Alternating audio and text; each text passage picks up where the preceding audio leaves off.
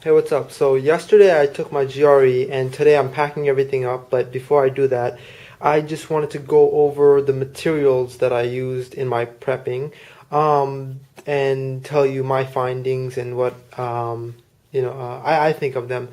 I'm no expert, but in case it might, help someone, something, I don't know. I just wanted to go over them. So here are the primary textbooks that I used, and I want to start with Kaplan's. This is what you want to do as the basic first level kind of thing. It's of all these series, I think this is the most like basic and watered down version of the test that you can get, and it'll give you a feel of everything. There is no strong points in this book. It's just easy, watered down type questions that you can get comfortable doing so that you can move on to the harder ones. So there, in this version, there's one test in the book and 5 on the CD. And so if you do the 5 on the CD, it'll really give you an idea of how to take it on the computer as opposed to in the book. And you really want to get used to that, because that's like, it flips a lot of things over. Like, you can't read with your finger. You can't look at every question for a passage at once. So you want to do that for just to get used to how it's like taking the test on the computer. Then this Barron's GRE, it's really good for math. I found reading, it doesn't really engage in reading that much. Like I would say 2 to 3/5 of this book is just math, explaining math, and a lot of like difficult concepts in math. So I mean, if you can do this, I think you will be well prepared for the math.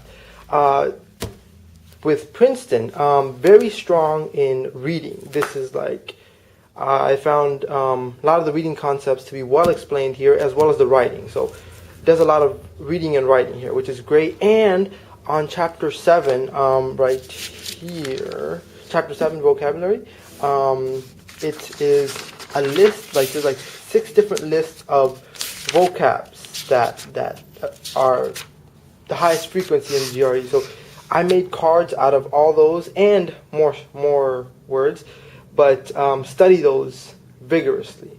And then here's one of my practice math that I did from this book, and I only got -1.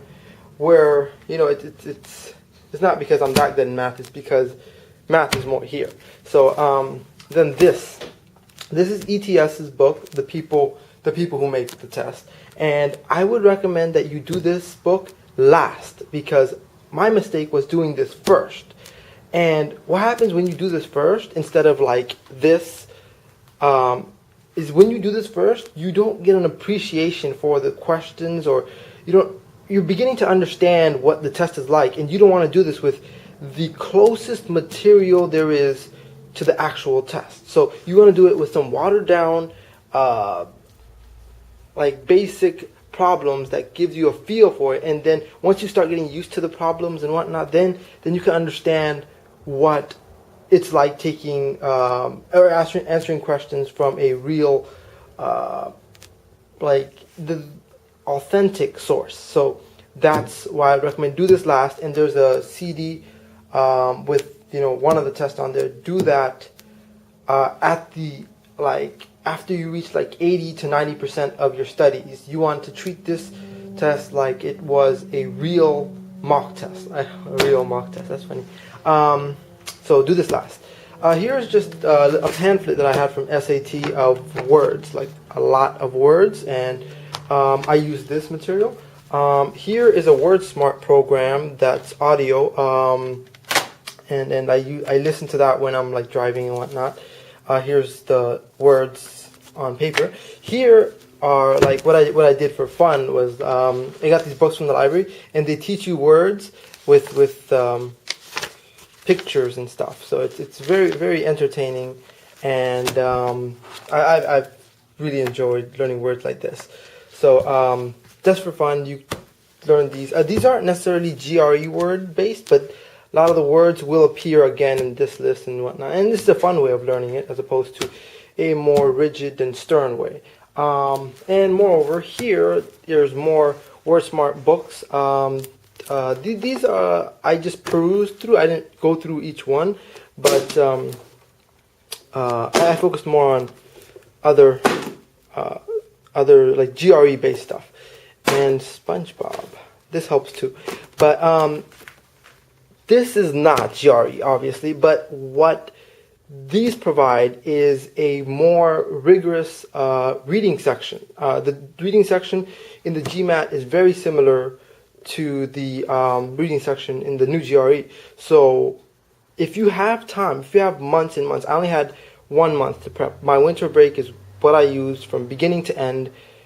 I took it yesterday. School starts on, Friday, and school starts on Monday. That was my whole break. But if you have more time, do these, and it'll really give you a much more better prep than any of this or this could provide, and it's just more material that you can use. So that's basically everything that I did. But it's over, and I wish you luck on yours, and take care.